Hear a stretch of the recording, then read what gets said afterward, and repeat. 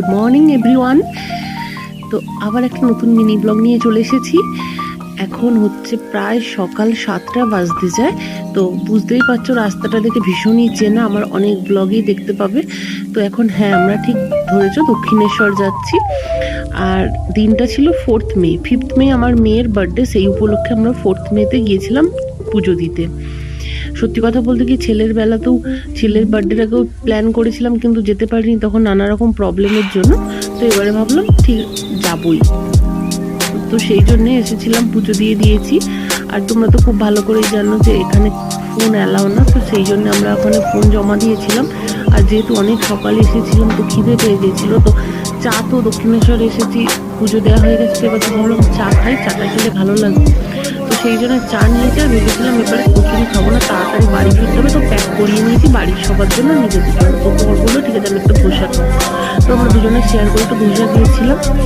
দিয়ে আমরা একটু বললাম না এসেছি যেগুলো একটু গঙ্গার ধারে ঘুরে আসি চলো। তো সেই জন্য আবার একটু পুজো দিয়ে খাওয়া দাওয়া করে তারপরে ভাবলাম আর একটু ঘুরে তারপরে দেন বাড়ি।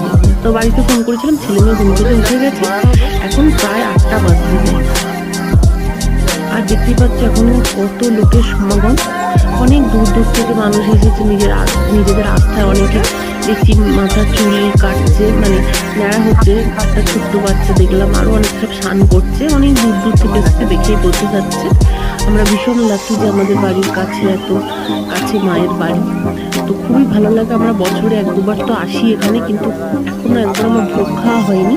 তো খুব ইচ্ছা আছে নেক্সট বার যখন আসবো অবশ্যই এখানে ভোগ খেয়ে যাবো এবং বেশি সময় কাটাবো।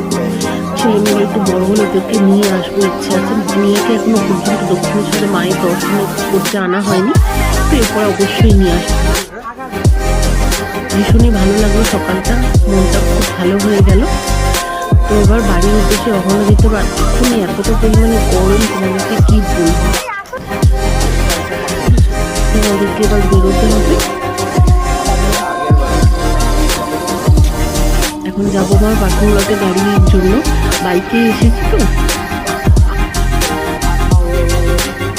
চলো আর তোমাদেরটা